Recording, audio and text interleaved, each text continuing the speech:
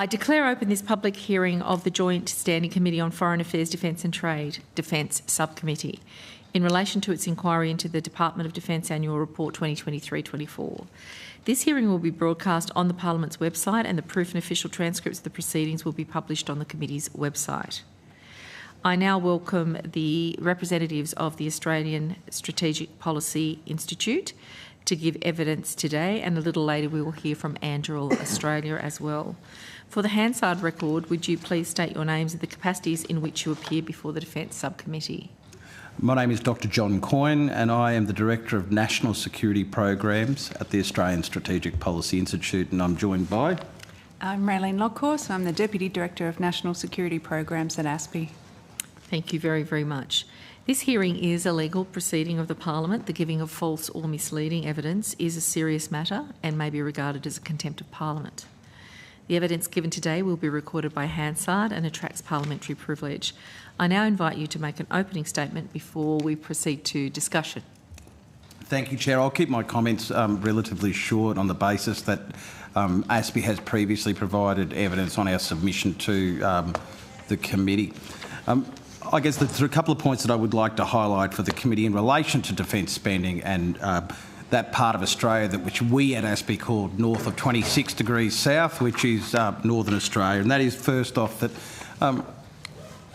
the defence budget represents a significantly different spend in the northern Australian economy. There are, in fact, two economies in Australia, that below north of 26 degrees south, where the economy operates like a fully developed nation.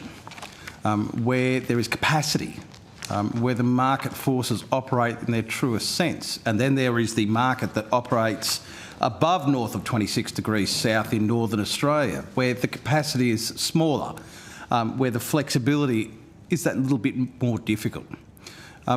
As a result of that, how defence and how the federal government approach their activities in northern Australia needs to be done in a different way. The market needs to be signalled in a different way, so there is capacity. There needs to be broader engagement, especially in relation to multi-user facilities. My next comment relates more broadly to some of the questions in the previous Hansards, and that is that no doubt a committee like this is very much interested in whether or not spending is moving at pace in terms of preparing Australia and its national preparedness and defence capability. I think in terms of northern Australia and in terms of northern infrastructure, we are still stuck after a couple of years dealing with the challenges of the difference between more than 10 years notice of any future potential conflict and less than 10 years. The bureaucracy is still coming to terms in terms of their organisational culture and in terms of strategy of how that changes the nature of decision making. So, for example, in the maintenance of armoured vehicles, when you have more than 10 years' time to prepare for a major conflict, your decisions on where you maintain armoured vehicles are really based on cost. So that's okay that you truck armoured vehicles from Townsville down to Victoria to have them serviced and then you truck them back. It's okay when your allies say, can we store equipment in Australia? And you say, yes, you can. You can put that in Albury-Wodonga because we have existing facilities there. The locus changes slightly when there's less warning time, where what's important is having defence capabilities and equipment maintained in location. And so in terms of Northern Australia, infrastructure, this changes the locus. So if the question is at the primary thing of this in terms of the preparation of Northern Australia for a range of contingencies, and we're not just talking about conflict here, we're talking about dealing with an era of continuous, concurrent and cascading risks and threats, so from Cyclone Fina through to the potential of great power competition, we're still not come to terms with how to best prepare for that at pace within defence. Thank you very much, Mr Coyne. The committee has a few members here who were most recently in Darwin just last week, and prior to that the Joint Standing Offence Committee on Foreign Affairs, Defence and Trade subcommittee undertook a program in London and a visit up to Kudu in Norfolk, and then into Poland to Warsaw to meet with similar committees and also Ukrainian representatives as well. So I think we can say across the committee we've got a sense of a very different pace of development in countries where the Russian threat is literally on the door front or inside the front door in the case of Ukraine, and the Australian context where I think you very clearly describe a cultural practice that's a peacetime dividend that's no longer sustainable in a new geostrategic reality. And we certainly started to get that sense from the people that we were taking evidence from. I note your submission number 19, I believe, is that correct? Submission 16? 16. Thank you very much for an additional submission to this committee. Just so it's clear, we picked this up as an incomplete piece of work by the previous Parliament, so we are completing that piece of work, and we appreciate your endurance in sticking with us and giving us a new perspective. But it's also quite timely because I'm getting the feeling that already some of the evidence that you gave on the 18th of February this year is now shifting, that there are changes underway, and that gives me some hope for where we are. So can I just go directly to your recommendations? And it picks up on what you've just said in your opening statement. You talk about the defence contributions to strengthening sovereign defence industry with tiered ecosystem of business set out in the DIDS, the Defence Industry Development Strategy, that will allow defence to better track and identify expenditure gaps in future DARS, Defence Annual Reports. What would that look like? Has there been a development in that kind of level of observation and accountability since you gave evidence on the 18th of this year? I'll hand over to my colleague Raylene very shortly, but I would suggest that that's not the case, Chair. I came from earlier today from a industry conference, and what is very clear is that before that, and Raylene can talk to Indo-Pacific Maritime, the conference, one of Australia's largest defence conferences. Australia's small and medium enterprises in the defence sector are under incredible pressure and continue to be under incredible pressure. There are many announcements. There are many sort of signals for future activity. But at the end of the day, those sorts of signals don't allow Australian businesses to raise capital. They don't allow Australian businesses to hire people. They don't allow Australian businesses to purchase capability.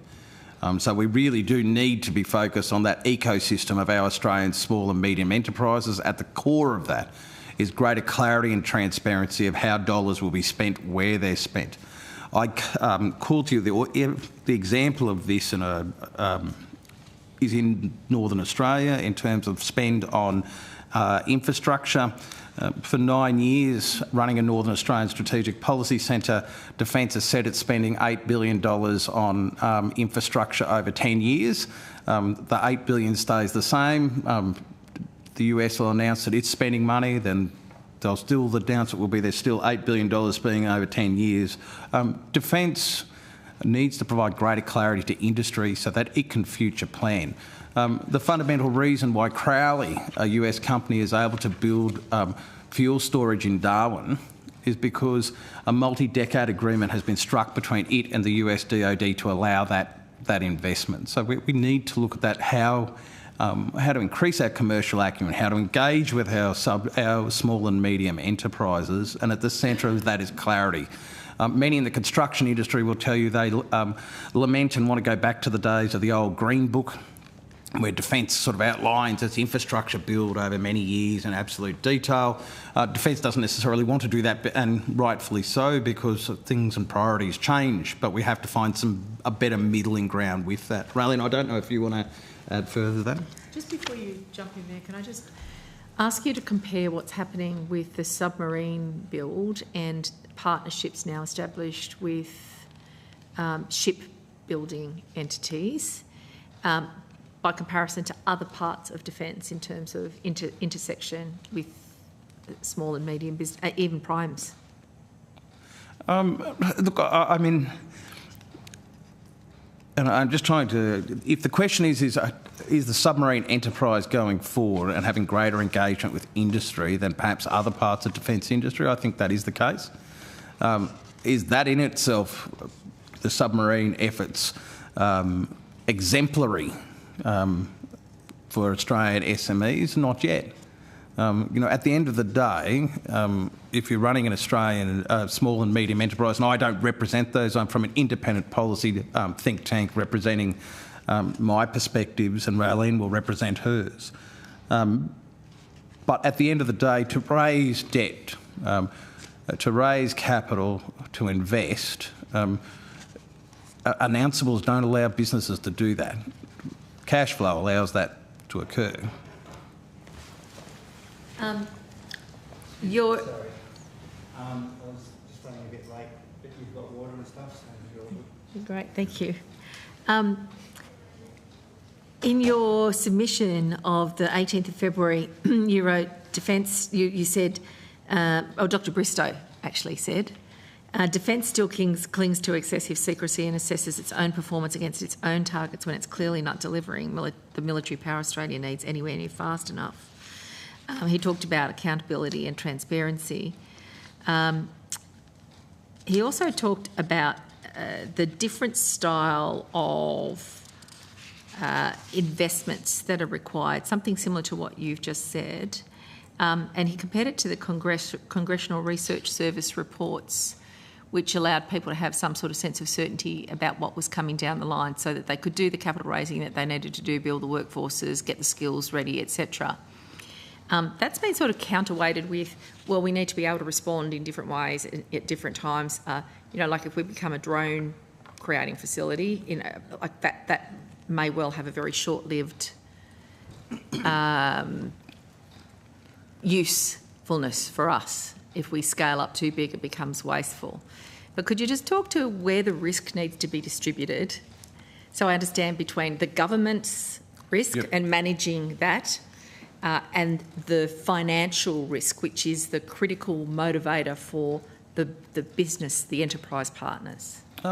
Chair, look, I think that is an incredibly complex question, and really, it varies greatly by in a temporal sense, and it varies greatly by a sector and individual company sense. But what I would say is this: if you take the example of drones. And I might add, I'm giving my perspective. I'm not verballing Dr Bristow, my colleague. At ASPI, there is no central ASPI perspective. Its senior staff are engaged to have perspective, so I'm giving you my perspective on that basis. And that is that, when it comes to drones, what we've learnt from the example of the Ukraine is having a scalable industry base, having the people with the capability to rapidly develop new technology and an organisation that can absorb that at pace is incredibly important. Now, our Defence Force, our Special Air Services Regiment, as an example, and our commandos have proved that they can do that. So during the Afghanistan war, there was a shortage of capability, which was in bunker-busting missiles. We didn't have that capability. Defence rapidly acquired Javelin. It rapidly deployed it, teaching our Special Forces soldiers in the field how to use that capability. So we can do it in that specific example. In a broader sense, I think in terms of sharing that risk, we have now, with that less than 10 years, we have to work out how do we promote enough innovation onshore to be able to have that ecosystem to be able to scale up. Now, Defence is struggling with that concept because that won't naturally appear, whether we're talking infrastructure or whether we're talking drones, with normal market forces. But there are opportunities where we can look at whole of government spend, and we can look at this not just from a defence or a strict defence capability perspective. What we can look at it from is a national resilience and sovereignty perspective. And I think from my perspective, I will give you an indication of, or a case study again of that, in terms of national infrastructure and data. right now Telstra is building its intercity fibre cable capability, which will allow the rapid movement of data in Australia. We have a demand for that sort of capability in Northern Australia. It's being built between multiple cities, but the challenge is how will it be built between Adelaide and Darwin? There were some who will say, well, that's a private sector problem. There are others who will turn around and say, well, government should tip in and pay. But perhaps there's a middling ground in managing that risk, which is the existing government spend on bandwidth, for example, for data processing could be used to underpin a project like that. So it requires strategic imagination and it requires flexibility. So I do think that in managing that risk, these are the things we want an innovative nation that will be key if there were a future conflict, but it'll equally be key, as we've seen in parts of Northern Australia over the last 72 to 96 hours with Cyclone Fina. There's a lot to unpack here. I'm going to go now, give the call to Mr Boyce, and I'll follow with Ms Clatterham. Please just let me know if you have questions. Thank you for appearing between us. Just in the interest of allowing all of my colleagues to ask questions, I will only ask one, and what I want to go to is one of your recommendations in respect to fast-tracking the acquisition of hypersonic missiles. In the last parliamentary term, this committee visited a ramjet hypersonic missile facility up in Brisbane that was developing this technology. We were told that those missiles were something in the order of $50 million a shot, and that is without launch vehicles and so forth. So the point I'm trying to make here is that if you are to fast-track hypersonic missile technology, it all becomes a question of economics. The question I have for you is how many hypersonic missiles do you need to have as an active deterrent? Do we need 10 shots? Do we need 100 shots? Do we need 1,000 shots? Obviously, you would need a significant investment into that.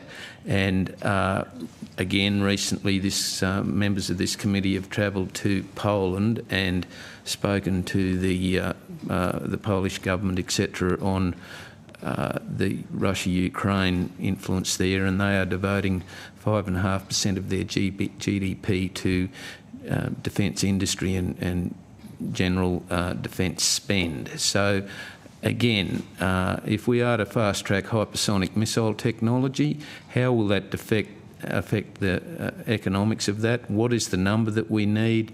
Do you have a projection on what the government needs to spend in terms of GDP for its defence spend? Look, Deputy Chair, thank you for that question.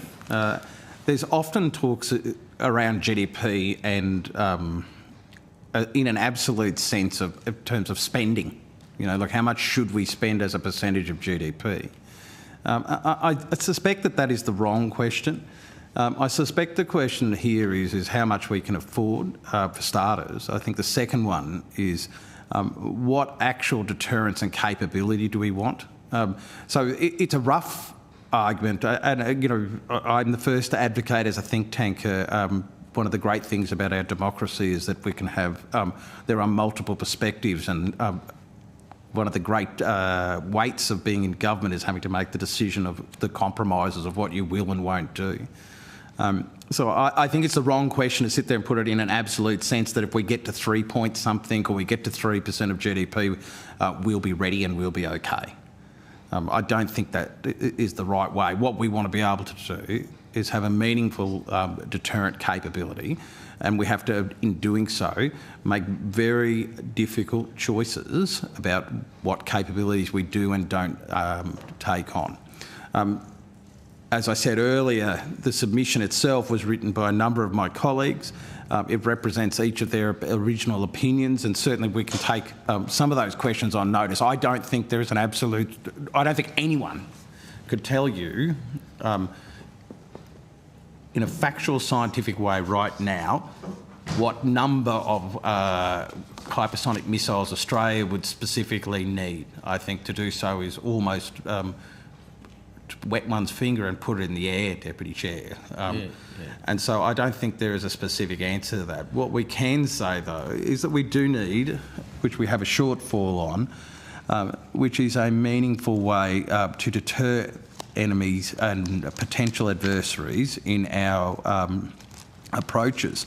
But even in all of these capabilities, you can have the best missiles in the world, but when you fire them all, and you can't manufacture any more, or you can't do maintenance on them, or you don't have the data to be able to target, it's that systems of systems thinking around defence that becomes important, not single capabilities.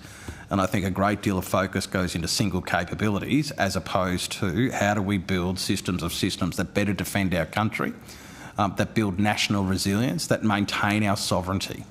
And these are very difficult questions to ask because from a bureaucratic perspective, and Deputy Chair, I have served in the public service and in the military for a total of 25 years before joining the Australian Strategic Policy Institute for the last decade. So I have great sympathy for the difficult choices that government and the bureaucracy need to make, but those are the difficult choices that they must make. And right now, in some ways, when we're talking about specific capabilities, it makes me desperately uncomfortable thinking about our time in the 1990s when we cut the back end of defence to such a significant level because we wanted to focus on capabilities that was to our detriment. So in 1999, when I deployed to East Timor, we'd privatised so much that our soldiers didn't get fresh food on the ground for some in excess of 14 days because we'd lost that capability. So I would pull the real question here is the system of systems working, not whether or not we get the right number of missiles. I don't know if you want to add anything else. Yeah, I think it's, the deterrence is really important, but equally it's our preparedness and our resilience to bounce back from that, and that's where we're lacking in terms of the estate and in terms of logistics and supply chains and just-in-time supply chains. I guess the point I'm trying to take away from this is that everybody must realise that if we are going to fast-track this sort of hypersonic technology, it will take a significant economic investment to have that capability. And Deputy Chair, I think that is the right mindset to have in regards to this. I think it's very easy in the public debate to write commentary around specific capabilities extracted from the realities of treaty negotiations with the countries who have those capabilities, the construction of industries, for instance, with all of that, there is at times global shortages in ammonium percolate, and we can't, which is solid rocket fuel, and we can't manufacture it in Australia for a whole range of issues. So you are absolutely right, and that is why if anyone is advocating for single capability solutions, I don't think that that's necessarily the right answer. Thank you. Thank you. We'll go to Ms Clutterham, followed by Mr Batt and then Mr Zapier. Thank you. Thanks, Chair. Thank you very much for your presentation. I have two questions. The first one, I just wanted to go back to the discussion we're having about the need for stronger signalling with a pipeline of work from Defence, and I wondered what your thoughts were on businesses sort of taking the plunge, as it were, with a pipeline, given the outcomes that many businesses experienced in terms of loss of thousands and thousands of dollars after attack class got cancelled. So a lot of entities spent thousands pre-qualifying themselves and investing in workforce planning, infrastructure, etc., only to be out of pocket when that program was cancelled. What do you think the appetite is, given that history, to invest in workforce? We'll get your answer on the Am I saved by the bell? You're saved by the bell. No, Yeah. no, keep going. Please go ahead with your answer. It'll be recorded. No worries. I think...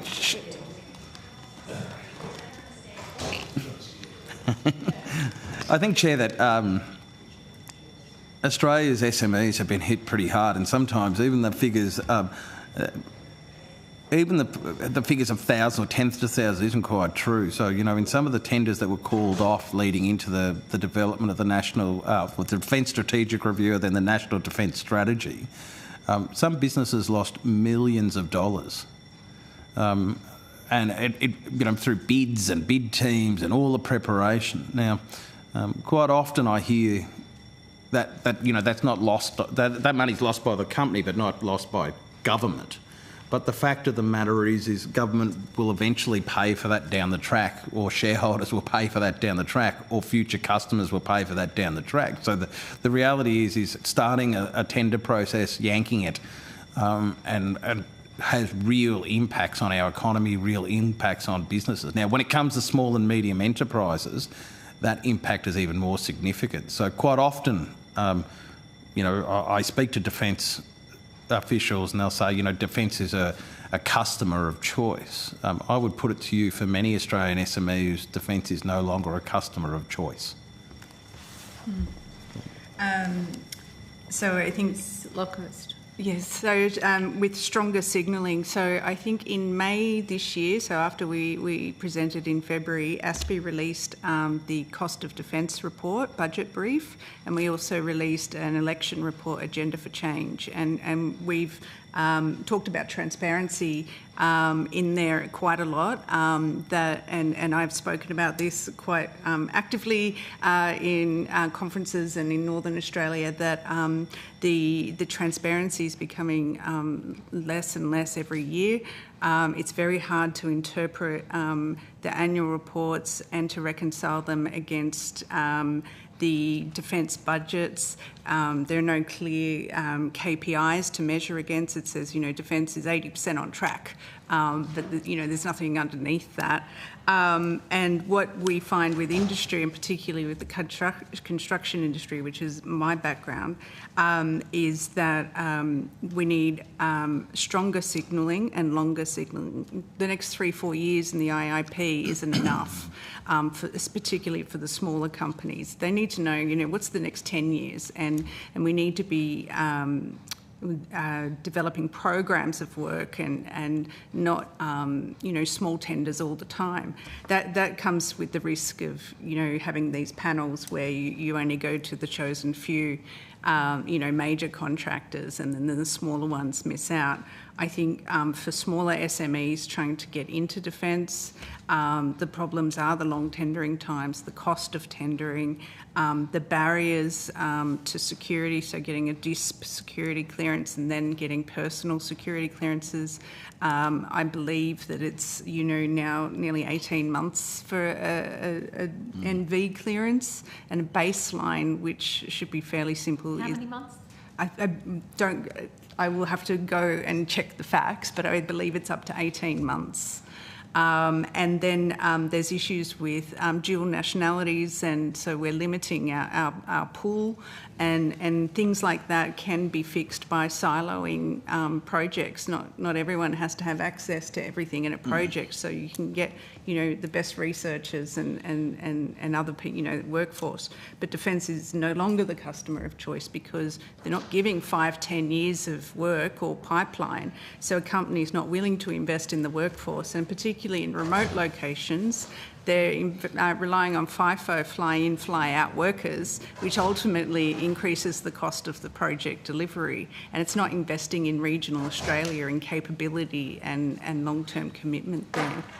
And Chair, look, I'd reiterate that as well. I guess I've attended a number of industry briefings, and for a little while there were these wonderful statements to Australia's SMEs who were interested in defence, and they'd go, you know, and it's an old military saying, you know, you need to be battle fit, you know, your organisations need to get battle fit to work with us. But that's only partially true. It's in Australia's interest to have a burgeoning SMEs in this country that have real capability, both in terms of defence but also in terms of our economy. So, yes, SMEs have got to step through all of those processes. But defence should also be, as the rest of the government, should also be encouraging those businesses and assisting them getting through those processes so that we have the right ecosystem here. The other part that I would highlight for you in it is that this also has to be looked through a geographical sense. So, you know, if defence in Sydney changes the tender. It affects individual businesses. But in the case of the Northern Territory, where defence spend represents approximately 8% of their GDP, it has an economic and, I would suggest, a moral obligation, an ethical obligation to actively engage in the economy and actively engage with industry there. And I would go as far, and I'm on the record for saying this, is in any location, Townsville is another good example, where it represents about 5% of the GDP. It has that obligation as well. Thank you very much. So, extensive answer. One more question? Yeah, I did have one more, if that's okay. Thank you. I will read the transcript of that answer. I did note in the summary of your submission reference to 5 Virginia-class submarines and the need to procure those given the long lead times with SSN AUKUS. And I just wondered what your thoughts were. My sense is that you don't think that the LOTE program with respect to the CCSMs is going to be good enough. Or provide us with the capability that we need, hence your suggestion for 5 Virginia-class? I'm happy to take that one on notice for one of my learned colleagues at ASPE who specialises in submarines and the acquisition of submarines. I guess from a general sense, I go back to my response to the Deputy Chair's question earlier. You know, it's about impact and systems, not necessarily about absolute numbers of, so, you know, is it 5 submarines, 7 submarines in 20 years, 4 in 30? You know, at the end of the day, it was uncrewed maritime vessels that forced or that was used by the Ukraine to force the Russians to move their fleet out of the Black Sea. So I guess my viewpoint is probably somewhat divergent in the sense that I think that we should be looking at our strategic intent, the effects that we're trying to achieve, and not necessarily, you know, is it 4 or 5 submarines? So on notice would be great, just about my question about the Collins-class LOTE program and its effectiveness. Yep. Yeah, thanks. Thank you very much. Mr. Batt, you've got the call. Thank you, Chair. During our visit up last week to Robertson Barracks, there was a lot of talk from one brigade about their transformation into littoral operations. So I just wanted to ask you about your thoughts on any issues and opportunities in relation to that transformation up there and how they should be managed by Defence. When Defence made the decision to move, and I don't have the exact number here, but when it made the decision to move some 18 months ago, 700 troops from South Australia to Townsville, and in doing so didn't engage with the local government and didn't engage with the state government, and then has continued to say that the movement of that number of soldiers over a period of about a year or two won't have an impact on local housing. Secondly, my viewpoint is that stands as a visionette. I think that Defence needs to actively engage with that move.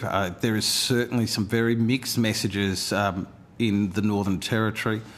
Some saying that, you know, Defence doesn't have the money to build amphibious bases and capabilities for basing its new amphibious vessels. What vessels will go to Darwin?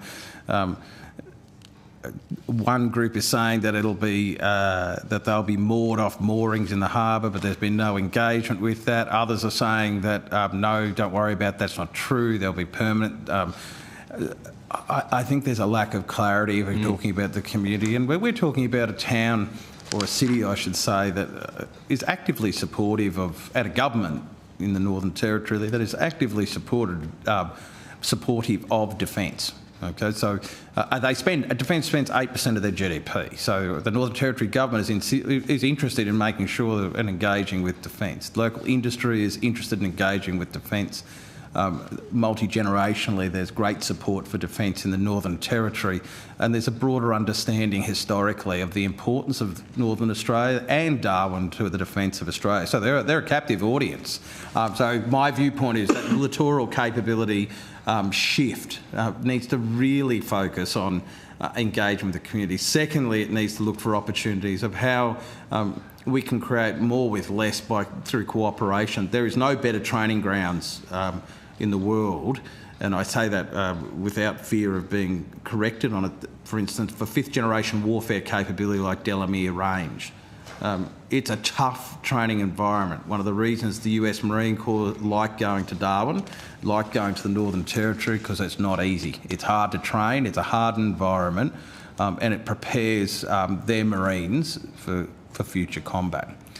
So there's a great opportunity here for us to sit there and look at how can we build a collaborative environment for amphibious and littoral operations training, be it joint training centres, be it joint training activities, not just with the US here, but also in the broader region. And it need not just be about high-end warfighting, it can just be as importantly focused on humanitarian and disaster relief aid. Thank you. Thanks very much.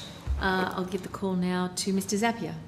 Thank you, Chairman. Mr Coyne, thank you for your presentation. Sorry I missed your opening remarks because I was out, but I caught the tail end of them, which sort of links in with your answer that you just gave just a moment ago, as to how so many different people in defence seem to go in different directions and have different views about what ought to be done and what shouldn't be done. And you used a good example of the trucking earlier on.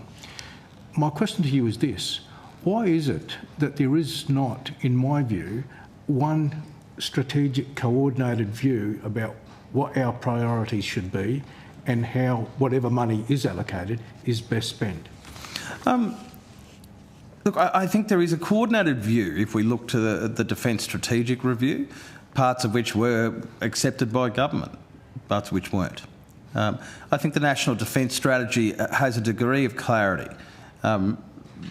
But we're also talking about incredibly complex capabilities in a fast-moving environment with significant challenges. And I think from that perspective, it makes it very, very difficult to make a definitive... And if we're talking here around, why, the first part of that question, why isn't there more consensus amongst people? Well, for starters, because the lens through which they look at these problems are all different.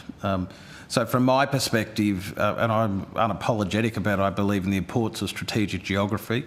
I believe in the importance of national ecosystems and the ability of our nation to be resilient as just as important as having specific capabilities. In stark contrast, there's those that believe that this all hangs off the idea of being able to maintain the US relationship. For others, it's about nuclear submarines. For others, it's about long-range fires. I think, though, that ultimately difficult decisions need to be made, and the solution to all this.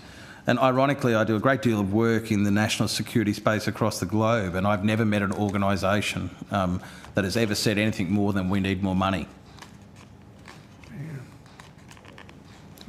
Thanks, Chair. Fantastic. Ms Jarrett, you have the call. Thank you. I'm just going to go in a slightly different direction, looking more at defence cooperation and competition. And I noticed that in your submission you talk about denying China strategic access in the Pacific, but I'm thinking not just looking at capability and deterrence capability, but more broadly at Australia and where we sit. And I'm just wondering, and what we're doing, and I'm just wondering, are we focusing... Have we got the emphasis on the right areas of focus? And maybe what else could we be doing in terms of interoperability with strategic partners? It's a big question, I appreciate that. No, there are no easy questions when you're in rooms like this. But look, do we have the mix right? I think we need to understand, and I'll approach this slightly different because I'll talk about, because a number of different countries across the region operate constabulary and police and not military capability, not defence capability. What sets the contribution of Australia in the Pacific for instance, in the policing space, isn't buying weapons, it isn't buying capability. It's providing a style of policing that is focused on serving the community and not keeping governments in power. So what I mean by that is it's not focused on authoritarian policing, it's focused on community policing. What our nation brought to the Pacific Islands during its deployments was a style of policing that was focused on community policing.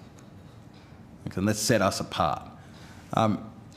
We have a number of very strong connections into the Pacific region for which we should be proud of. We have the world's largest diasporic PNG community in Cairns. We have every boat captain in the Pacific goes to a training establishment in Cairns to learn to be a boat captain.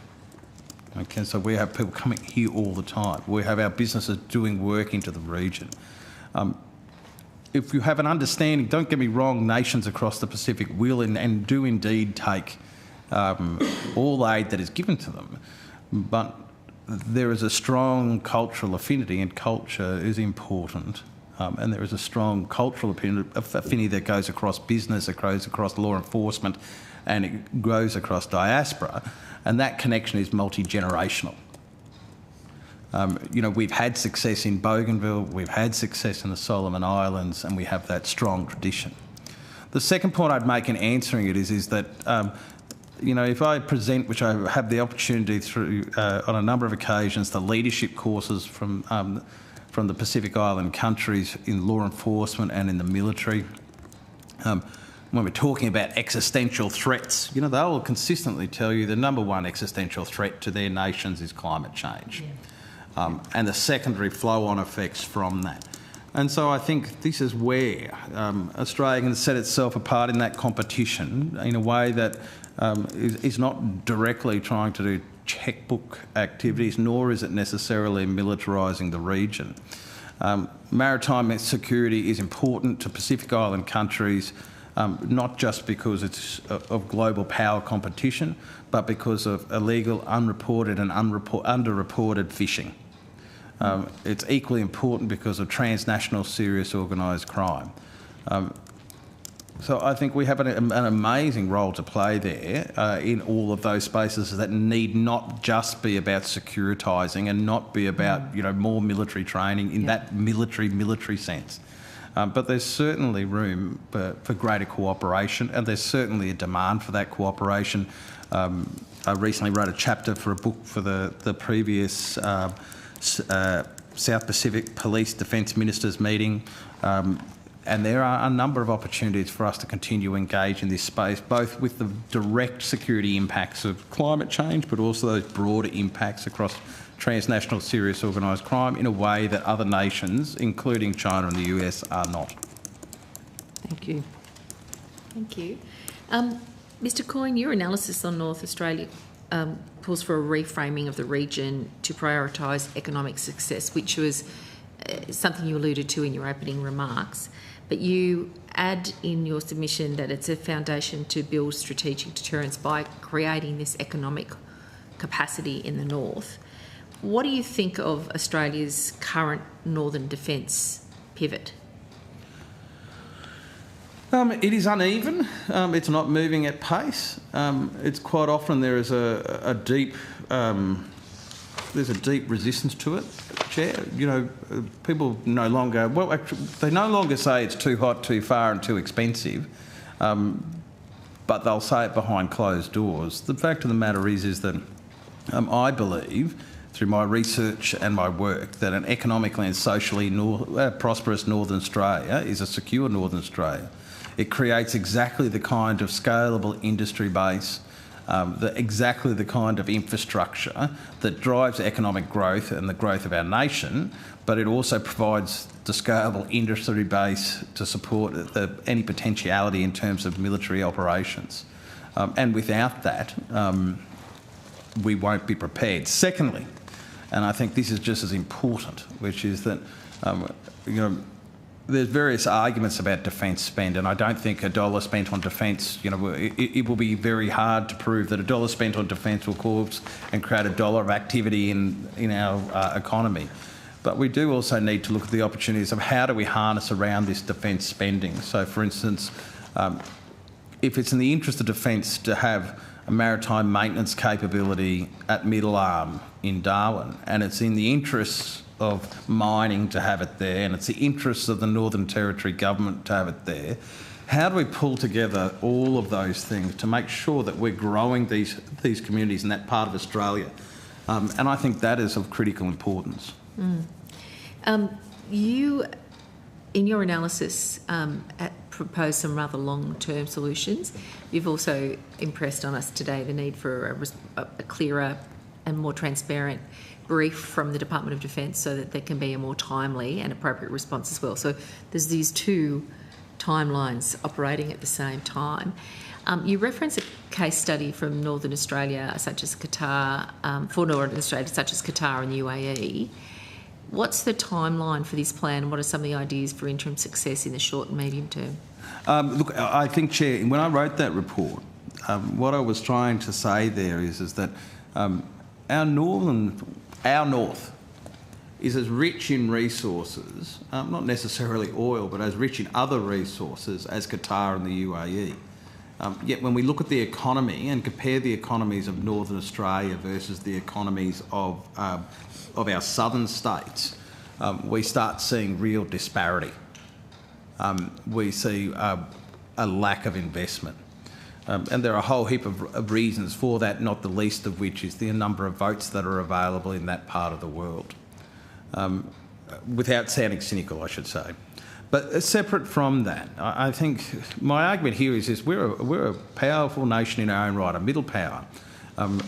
We need to be able to chew gum and walk at the same time. I use that phrase because I made a comment very similar to or your question to a politician some years ago, and that was the response they gave me. And at the time, I was shocked by it. And I thought about it. I said, we can do that. We can play this short game. We have to play. And this is part of the challenge for defence.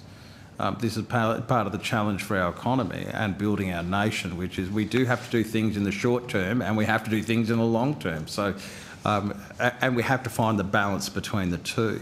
But for my mind, we're making some progress with NAIF, but we need to have a whole-of-nation approach or a whole-of-government approach to Northern Australia. Far too much of the money and effort that's being spent is being spent in silos. I return back to, how is it that... So we've got NAIF money going to Northern Australia. We've got money being talked about in relation to critical minerals and rare earth elements. We've got money going in for national resilience, the NRF, and defence represents that 8% of GDP. That's a lot of spend. So how do we build that together to do the short game and the long game? And in the meantime, how do we make sure that those great innovators, and my understanding is you've had a presentation from Speed 3D Printing. We did. They are fantastic Australian innovators. They would not be where they are now if they weren't able to pour their own equity in and outlast very difficult situations. So rather than being supported, they had to fight the system all the way. So how do we unlock that great Australian innovation in Northern Australia? And so we've got the spend. I'm not imploring we have to spend more, but we have to spend more wisely and ensure that we're linking these things up. So my viewpoint is quite clear, which is, and I've written this and published it, which is, I know it's outside or semi-outside the scope of this committee, but it does relate to defence capabilities, which is if we can create a northern industrial hub in Middle Arm that is feeding critical minerals to a number of different markets, that is creating and developing data centres and AI centres, and that's supporting defence, it's hard to find someone or the downside of who that won't help. I'm somewhat heartened that you think that there's possibilities that things could change, but my overall sense is there's a lot going on, but it's all happening quite blind to other parts that are happening, and there is no overarching coordination to bring the national interest forward in a more strategic way, despite the National Defence Strategy existing? Look, I think that's a fair... I wouldn't say I'm Pollyanna about it, but I would say, look, at times I can be quite cynical about the situation. There is a lot going on. It is not necessarily all impacting in the short term. Nothing like your 12-year-old ringing you in the middle of giving evidence. Apologise. So, look, from my perspective, there are opportunities here. It does require a whole-of-nation response. And ironically, you know, the very siloed nature of portfolio budget statements and budgets means that it's incredibly difficult to bring those together. And for any of those who served as ministers, nothing's more challenging than an interdepartmental committee and negotiating how to bring policy together. Okay, we've got our next witnesses here. Mr Newman, did you need to ask one? No, Dr Coyne, whether you've done any work, ASPI's done any work in relation to that resilience and demographic shifts. I mean, you look at Australia at Federation, we had 4 million people. New South Wales made up, 40% of the population of Australia. And South Australia was the third biggest in population in the country. But now Western Australia's moved ahead, Queensland's moved way ahead. You think about there's only a million of us north of the Tropic of Capricorn, and the Northern Territory has fewer people than my home city of Ipswich. Okay? So how do we, and I'm interested in you doing some work in this space, because I think there's a real role for you to do it. It's picking up the resilience and demographic shifts. How can we secure the north? And you talked about the siloed stuff with the NAIF, and the NAIF is now back on track, I think. But are you, or do you propose to do that? Because there's some work on resilience and improving the demographic shift to the north. We've done it in our country historically, West Australia, Queensland. Northern Territory hasn't done it. But if we're going to defend ourselves, and we found in World War II that we were completely in trouble in Darwin and places like that, then surely organisations like yours, respected organisations like yours, should play a leading role in how we can get a whole-of-government approach here to link in defence with the demographic development of Northern Australia. Because I think there's a role for you to play there, John. I really do think that. And look, the short answer we have, we're pushing in different areas. So I have an Army Research Centre grant that's looking at workforce and logistics challenge. The workforce ones are the interesting ones for soldiers going to Townsville and to Darwin. So that at that sort of really micro level. At the macro level, I do want to say I should have added this in. For the committee, for those who don't have constituents in Northern Australia, our people in Northern Australia, I'm from Emerald and Central Queensland originally, so I'm not parochially Northern Australian, I'm a Central Queenslander, but they're more resilient than most of our people in the southern states. So, you know, like, people in Darwin regularly every year deal with the fact that their main supply routes, so road and rail, are cut off in multiple places as a result of weather events.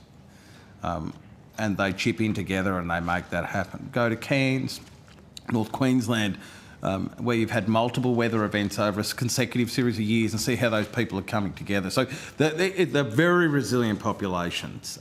The level of innovation out of smaller populations is really quite strong. We have 3 really strong universities in Northern Australia through JCU, CDU and CQU. So we've got some of those components. The livability one is one of those challenges. You know, it is very different. You know, migration has played an important role in that as well. If you sit there and talk to people in Alice Springs, without migration, the medical services there wouldn't work. But there's also livability issues in general. So, for instance, there is no private maternity ward in Darwin anymore. So, if you want to have a young woman wants to have a baby in the private system, then they have got to fly to another state. So some very real challenges in terms of that livability component to build that next level of population. The distances, and the cost of flights is another example of that. So when people want family and they relocate to Darwin, that idea that you've got to take a 4.5-hour flight back to get to Brisbane, for some people that's a long way. It is a long way. If you ask the Americans, they think it's a long way as well. So I think you are right. That research in terms of livability, you can do a lot of work. The cyclone reinsurance bill's another issue. Absolutely, and we have dealt with the reinsurance pool, and we're providing feedback into there. I also have a climate security centre that looks at a number of these issues. So look, I'm committed to building and addressing these issues in Northern Australia. I do believe that an economically, socially prosperous Northern Australia is a secure one, and I believe that next generation of growth, Shane, through investment, through economic growth, not just through extractive, but also through manufacturing, is critical to that region, and it has real opportunities. We look forward to seeing your report, John, in some stage in the future. I think it's good for you to do. And I just note on that closing point there, the Northern Australia Securing a Developing Economy and to Secure a Developed Nation is out as of August this year. And you talk about 3 phases: strategic alignment 2026, localisation leverage 27 to 29, and national integration 29 to 35. So we might be able to integrate some of that consideration into our report. Yeah. This is quite strong work for our purposes as well as the national interest. So can I thank you very much, Dr. Coyne and Ms. Lockhurst, for coming here to give us your views as part of ASPI. You made it very clear that you're not speaking in entirety for the entire entity of ASPI. So we wish you well in your studies, and we may call on your capacities again in the near future. Thank you very much, Chair. Thank you. Thank you. Thank you. Can I remind you that you'll also get a copy of the transcript of your evidence. You'll have an opportunity to request corrections to any transcription errors and, if possible, any questions on notice or further information by the 5th of December. Thank you very much.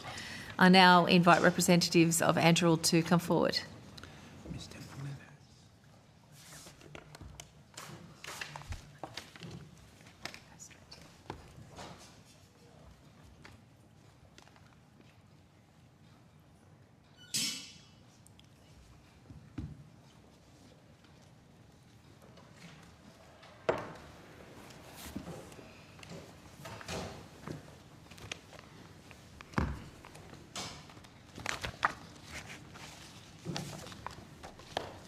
Good evening. Hello and welcome, Mr. Goodrich. Thank you so much. Can I just indicate that we are really pleased that you're able to join us to give evidence today. For the Hansard record, could you please state your name and the capacity in which you appear today? Yes, I'm David Goodrich and I'm the Executive Chairman and Chief Executive Officer of Anduril Australia and Anduril Asia Pacific. This hearing is a legal proceeding of the Parliament. The giving of false or misleading evidence is a serious matter and may be regarded as a contempt of Parliament. The evidence given today will be recorded by Hansard. It attracts parliamentary privilege. I now invite you to make an opening statement before we proceed to discussion. Thank you, Chair and members of the committee for the opportunity to appear here today before you. As I said, my name is David Goodrich and I'm the Executive Chairman and Chief Executive Officer of Anduril Australia and Asia Pacific. We're a defence technology company committed to delivering advanced autonomous systems, AI-enabled command and control systems, and next-generation capabilities for Australia, our allies, at scale and affordably compared to traditional defence capabilities. Dr. Shane Arnott and I started Anduril Australia 4 years ago, and we've now grown to over 250 Australians across 4 offices and facilities in 3 states and territories. Globally, Anduril has grown in the last 8 years to over 8,000 people in 51 offices and facilities around the world. My remarks tonight will focus on the importance of shared risk-taking, genuine co-investment and efficient procurement processes to ensure that defence can deliver capability at the pace required in today's challenging geopolitical strategic environment. Through the Ghost Shark program, which is Australia's extra-large autonomous undersea capability, co-developed by Anduril and Defence, we've demonstrated that when government and industry share risk, co-fund and have a common commitment, remarkable outcomes can follow. Under the initial 3-year $140 million 50-50 co-funded development contract, the Anduril team delivered the first prototype Ghost Shark vehicle 12 months ahead of schedule. I'll say that again, 12 months ahead of schedule. And we completed the overall 3-year program on budget, and we met or exceeded all of the delivery and capability milestones set for us. This is extraordinary given that the team that delivered that did not exist when I signed the contract on the 5th of April 2022. So we built the team and then we engaged with our partners in Defence and we delivered ahead of schedule and on budget. The Ghost Shark program has now successfully transitioned from that prototyping phase into a $1.7 billion program of record, which will deliver dozens and dozens of continually updated Ghost Sharks for the Royal Australian Navy over an initial 5-year period, with the first Ghost Shark being handed over to the Navy in January of next year, which is only 3 months since we've signed the program of record contract. I think most people would agree that this is a significant sovereign industrial achievement and something that I think we all as Australians can feel justifiably proud. I'm often asked about how the success of Ghost Shark can be replicated more broadly across defence. The answer is that the success was made possible because all parties, the Royal Australian Navy, the Defence Science and Technology Group, the Advanced Strategic Capabilities Accelerator and Anduril, took on risk and invested in making the program successful. For our part, Anduril invested hundreds of millions of dollars of its own capital, accepted all of the performance risk under a firm fixed price, fixed time contract, and in association with that investment, took the decision, the very courageous decision, to build and establish an at-scale production facility in Sydney, including emboldening and investing in 42 Australian SMEs as part of our Australian supply chain, 18 months ahead of signing the contract that would be the subject of that factory. If you think there were a few sleepless nights, you would be absolutely correct. Now, I guess the question for government is, could this be something that other companies in Australia are willing to do? From my almost 40 years of experience running private companies in Australia and around the world, I think that industry is willing to lean in to invest the capital that is required to deliver defence innovation and at-scale manufacturing capabilities if Defence's procurement and contracting systems are agile, streamlined and commercially sensible. Given the current and critical geopolitical uncertainties that we face in this region and around the world, production capacity is deterrence, and the factory is the new weapon that we need as a nation. Defence does need to, and I think recognises the need, to modernise its acquisition framework. Procurement and contracting processes that are designed historically for large, long lead time, cost-plus programs for capabilities like frigates and submarines are simply not suited to fast-moving software-based technologies such as autonomous systems that use artificial intelligence, machine learning and computer vision, which need to be updated continuously to meet the changing threats. And we've seen how fast these threats change in theatres like the Ukraine and in the Middle East. There is no such thing anymore as a one-size-fits-all approach to defence contracting.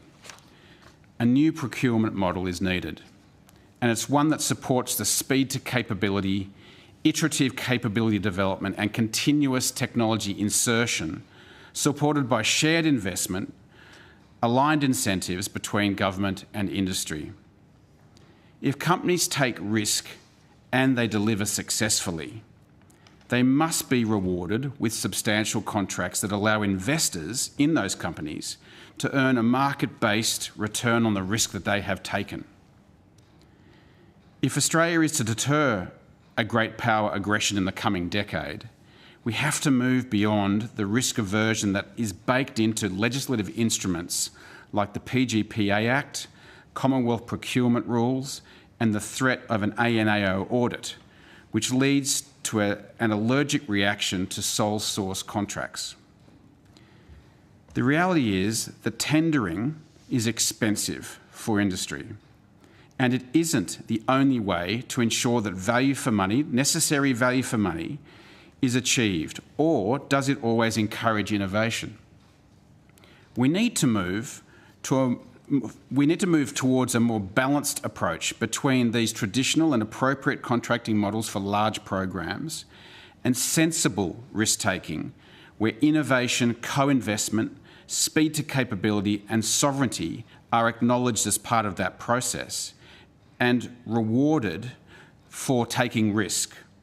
And these things are not constrained by well-intentioned bureaucratic processes. So we have 4 recommendations for the committee this evening, Chair. Firstly, we recommend that there needs to be a strengthening and an enlivening of collaborative, trust-based partnerships with industry, where industry shows that they deserve this.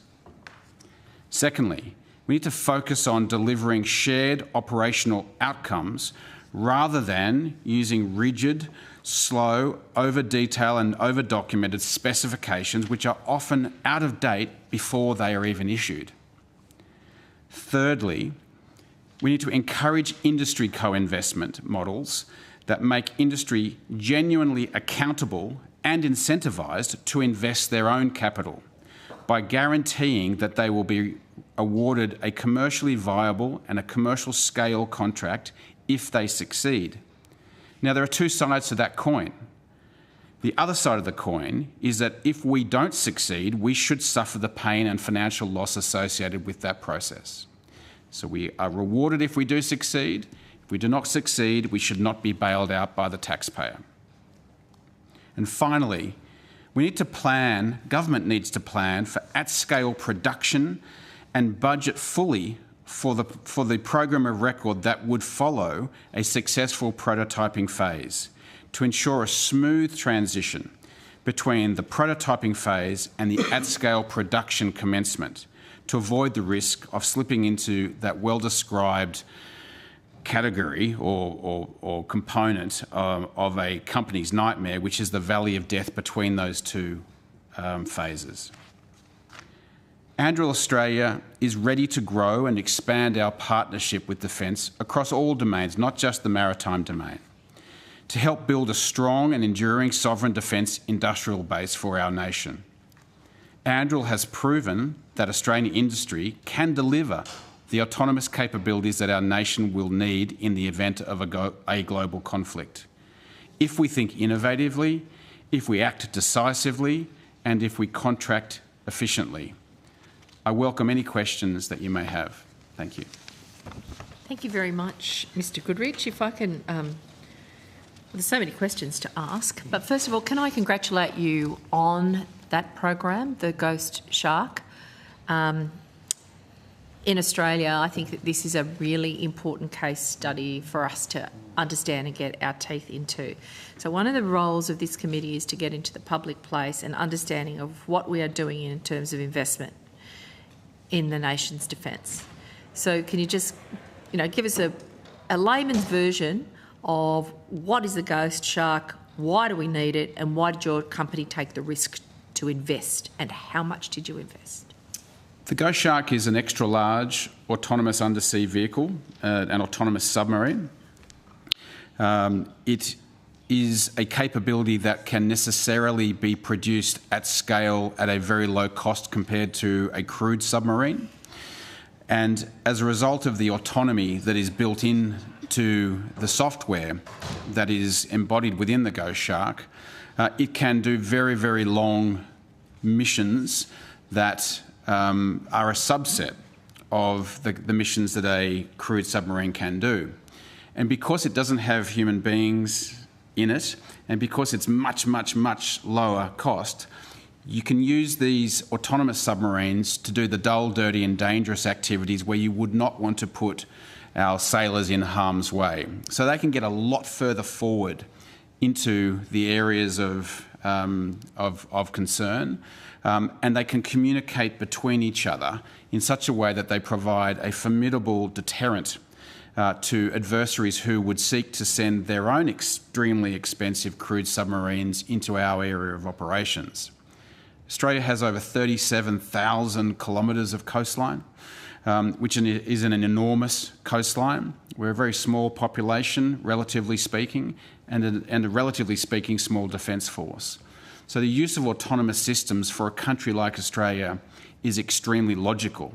And that is the reason why Andrew decided to propose to the Royal Australian Navy that we would co-develop a capability that could be produced by Australians, engineered and designed and tested by Australians, but then manufactured in Australia for the Royal Australian Navy, and then subject to government approval for export to our allies and partners around the world.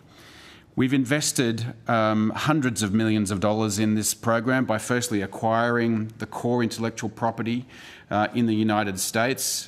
We are a United States-based company. As I said, I set up Anduril Australia in Australia 4 years ago, and the Ghost Shark capability is designed in Australia by Australian engineers, and we have an Australian factory that is beginning to produce Ghost Sharks at scale. And that will, subject to government approval, also be exported, or our commercial variant will be exported to our partners around the world. So I might have some questions about export licensing, but basically this is pretty amazing. You've described what it does, and there's a factory building them in Sydney. There is what you said. Exactly. So one of the things I think that concerns Australians is that they hear about something might happen in Darwin. Well, there can be a little bit of, envy that all this money is going to Darwin, especially by older established sites. Darwin want more, Sydney wants more, Queensland wants more, Western Australia wants more.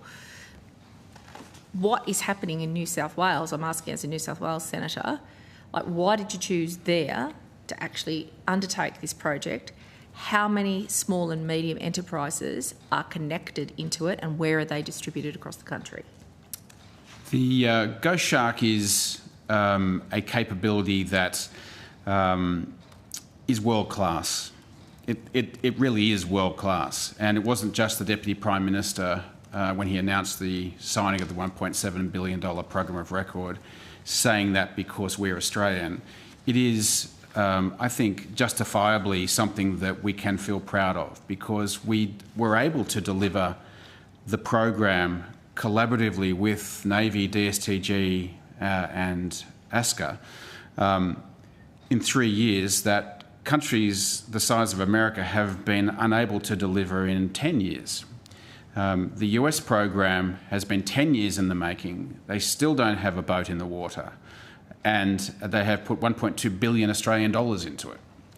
So Australia has spent $140 million, $70 million from Anduril, $70 million from the Commonwealth, and we had the first boat in the water after 12 months, and we have completed the 3-year development program on budget and ahead of schedule, and we're commencing production of those systems now. So we should be really proud of this. We should be, absolutely. Australia and I kind of think, proud. like the 50 metre in the pool, US versus Australia, we want to beat them every time. Well, I think we want to cooperate with them. We want them to use our capability. It's a fantastic AUKUS capability. We have a lot of technology and support from our US business. We have support from our UK business. We have the question you asked around supply chain. We have over 42 Australian SMEs from every single state and territory in the country that are contributing to the Ghost Shark program. We've interviewed over 120 companies in order to get down to that 42 SMEs who are working for and with the program. I want to pay tribute to those SMEs. They have invested deeply into their own businesses off the back of a 5-year commitment that Anduril has been able to provide to those businesses so that they can literally, in many cases, take the deeds to their house to the bank and get a loan to reinvest into their business, which they could not do if they were only given a 1-year commitment or a 2-year commitment. So the 5-year contract has enabled them to invest into their own businesses, to employ hundreds and hundreds of people across that supply chain, in addition to our own 250 people. And we are really proud of that. We are working side by side, mentoring and supporting each of those companies. And sometimes it's not easy because these companies are not match fit yet, but they will be once they have the opportunity to invest into their business with the certainty and security of a 5-year contract from Anduril. And we're grateful to the government for the 5-year contract that they've given to us. We're just back to back that with our supply chain. So it is a truly national endeavour. Yes, the factory is in New South Wales, and why did we choose to put it in New South Wales was another one of your questions, Chair. Anduril is a software-first, hardware-enabled company. We produce physical products, and we get a lot of attention for the excitement attached to the physical product. But the first product that Anduril developed was a software operating system called Lattice. Now, Lattice is an open architecture operating system, and I emphasise open architecture because many of the traditional defence companies tend to be closed in their architecture, and hence the customer, the government gets vendor locked into using that particular company. We started our company on the basis that we didn't want to do it the traditional way. We wanted to be a positive disruptor. And I emphasise positive in the disruptor sentence that I just mentioned, because we wanted to embrace the capabilities that were in the commercial sector. The reason for that is that the commercial sector tends to deliver capabilities at a much, much lower price point than the specific and bespoke defence sector can. We leverage off a lot of the investment, the R&D that's gone into capabilities in the private sector and the commercial sector. For instance, our power system, it's an electric system, the Go Shark, and so we've just leveraged off the autonomous vehicle, the electric vehicle market to all of the battery technology that they have spent tens of billions of dollars developing. We have used that technology, and we do that because we know that the technology, the evolution of the Go Shark has to be continuously updating and upgrading. So being a software-first company, the epicentre of software in Australia tends to be in the large capital cities like Sydney and Melbourne. We attract and then retain the best talent that is in this country, and we get that talent from a diverse range of places, from companies like SpaceX and Google and Atlassian and all of the great software companies in the world, particularly Palantir as well. And we give them the opportunity to work on capabilities that matter for the defence of our nation. And as a result of that, we based our first office in Sydney. We also have an office in Canberra, and we have a facility and an office in Melbourne as well. So we are growing as we need to, and we'd like to establish facilities in other states and territories around the country. And we're involved, as I said, in providing opportunities for other domains in defence, like, for instance, solid rocket motors, which the Guided Weapons and Explosive Ordnance group in defence are potentially about to announce to the market. I'm going to go to the Deputy Chair, but on notice, could you fill out your recommendations, like with how you did that as a question on notice? So you talked about your close partnership, focusing on achieving the performance metrics, industry having skin in the game, need for planning and renewing the stated focus on speed to capability and risk-taking. Any further detail about the how that happened would be very helpful for the committee. So that's my questions on notice to you, which was also from Ms Templeman. I'm going to the Deputy Chair, Mr Boyce. Thank you, Mr Goodrich. So I would like to hear your thoughts on what you think Australia requires in respect to defence capability. Obviously, we have learned, and everybody has learned from the Russia-Ukraine situation, that drone technology and shoulder-launched missile technology is extremely effective. It is extremely cheap. It is easy to reproduce and so forth. Very expensive hypersonic missiles and so forth, whilst they are very effective, they have a economic cost to them. Australia is an entirely different situation to many places around the world in respect to our geographic location. We have a lot of airspace around us and we have a lot of water space around us. If we are to invest heavily in small drone technology, small shoulder-launched missile technology and so forth, we are engaging a deterrent that has already landed. I want to hear your thoughts on what you think we should be doing in respect to developing technology that defeats a deterrent before it gets here. So stuff that's on the water or stuff that's in the air in terms of deterrent. It's a fantastic question, and thank you for asking it. I think that it's absolutely unquestioned that the role of autonomous systems and drones and software-centred capabilities are going to play and need to play a much more prominent role in the arsenal that is available to every defence force around the world. We are of the view that we cannot afford to be shooting $5 million missiles at a $50,000 drone. That is something which is just economically impossible, even for a country the size of the United States, let alone for a country the size of Australia. So we have to be thinking of ways in which we can team the exquisite crewed capabilities with a range of different autonomous, cost-effective, easy-to-produce capabilities to get, colloquially speaking, much more bang for our defence buck.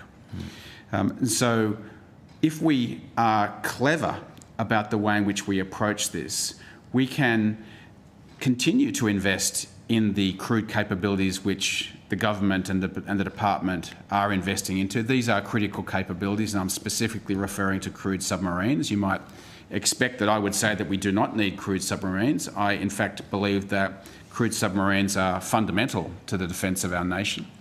However, I think that investing in a large fleet of Ghost Sharks that can team with crewed capabilities is going to provide a significant deterrence to the adversaries who would seek to impact our national interests and our way of life.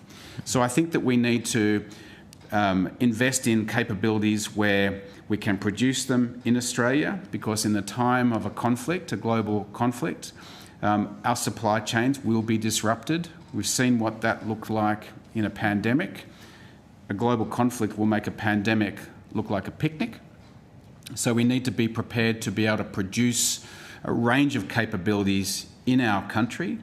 We obviously can't produce everything in our country, so there's a set of strategies that we need to employ, which is partly about long lead buys and a supply chain driven investment.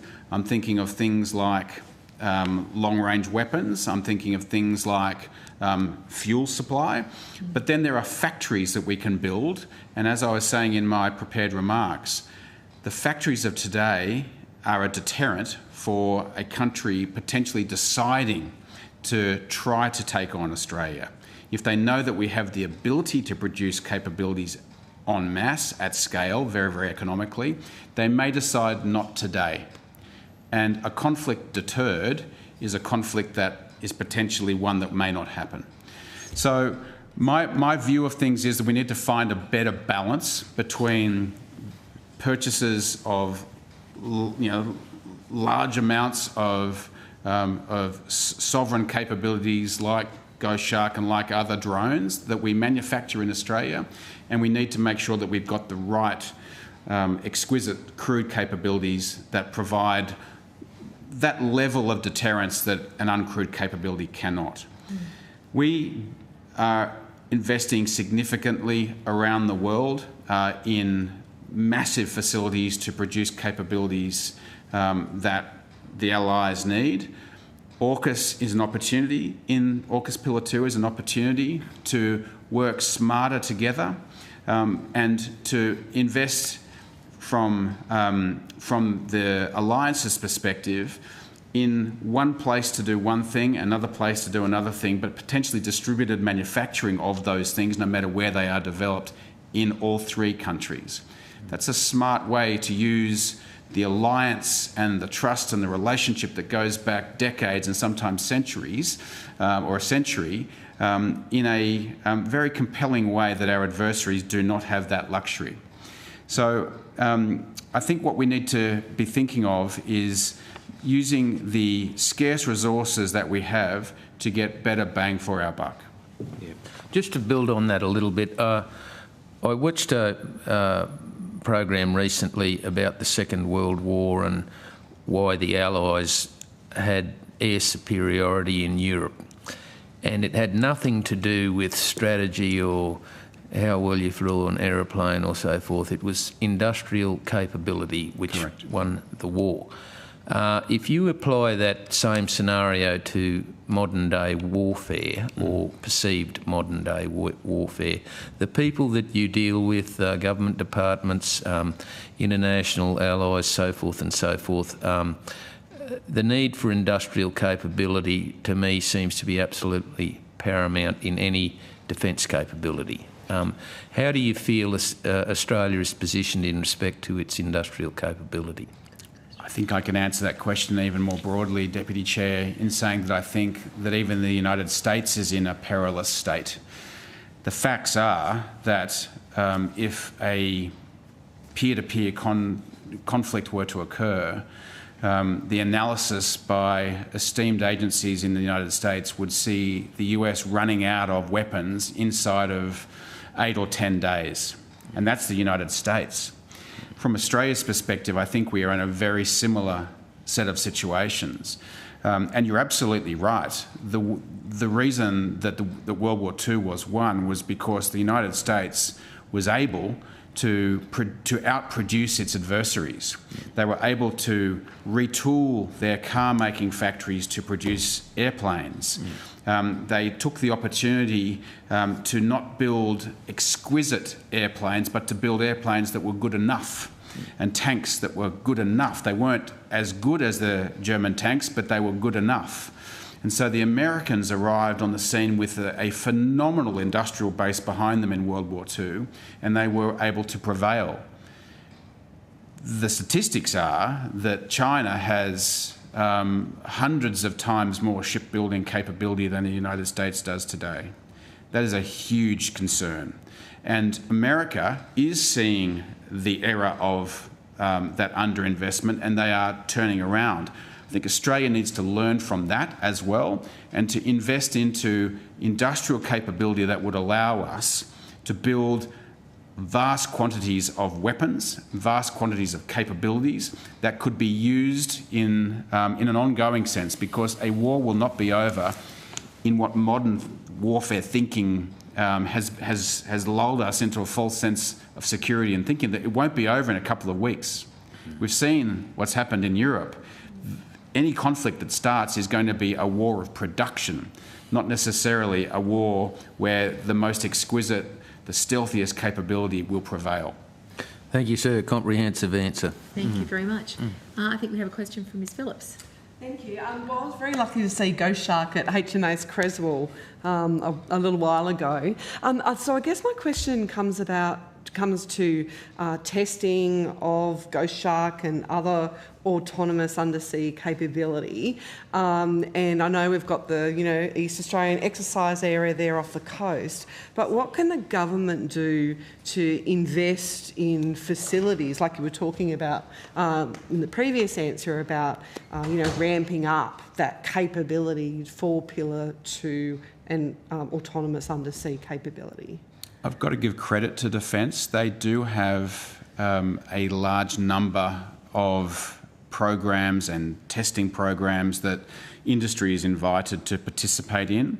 As the committee has mentioned, we have vast areas of water around our continent and vast airspace. This is one of the reasons that Andrew chose to invest in Australia and partner with the Royal Australian Navy, DSTG and ASCA, is that we had a willing partner, but we also had an environment that would enable us to do what we need to do, which is to do a lot of testing and evaluation.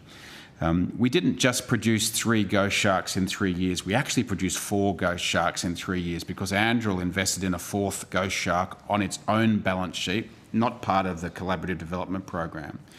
And we airlifted that 4th ghost shark via a RAF C-17 to Hawaii, to RIMPAC, last year. And then we on-shipped that ourselves to our West Coast test and evaluation facility. The reason we did that was because we wanted to double the amount of test and evaluation that we could do. We set up a whole nother team in our US parent company to get more sets and reps, as we call it, on the ghost shark to learn more. Because the earlier you get a capability into a test and evaluation program, the more that you can learn.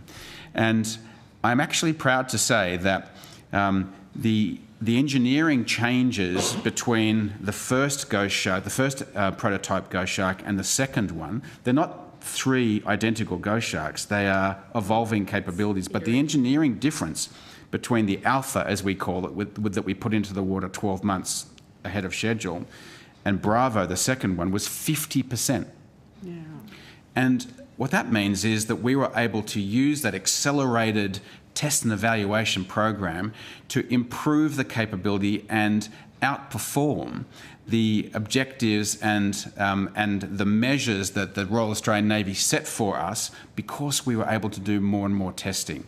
That is an ongoing part of the Ghost Shark program. We're not just producing dozens and dozens of ghost sharks all the same.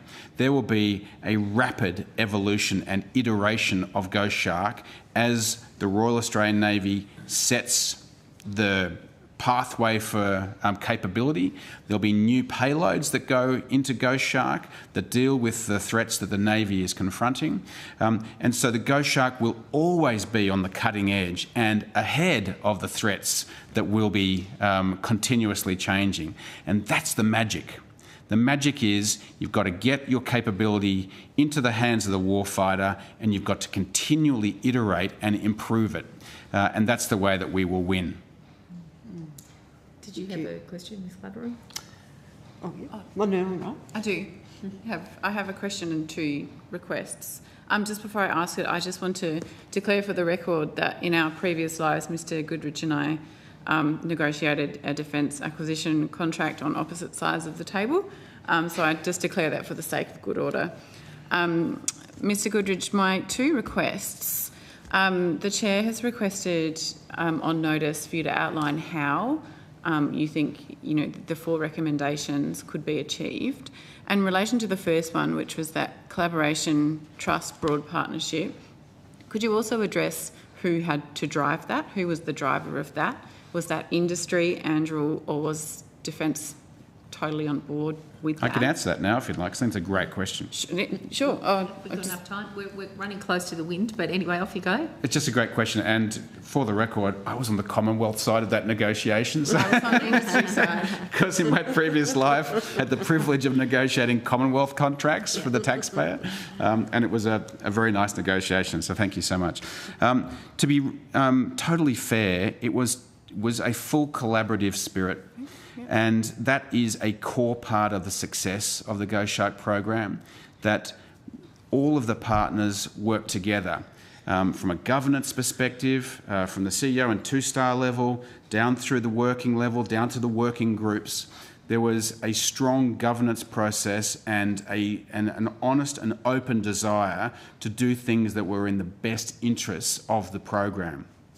The Chief of Navy even established a set of performance criteria 6 months after the contract had been signed that were not part of the contract. We thought those were things that were absolutely correct. The Chief of Navy, Vice Admiral Mark Hammond, had identified areas that needed to be included in the program.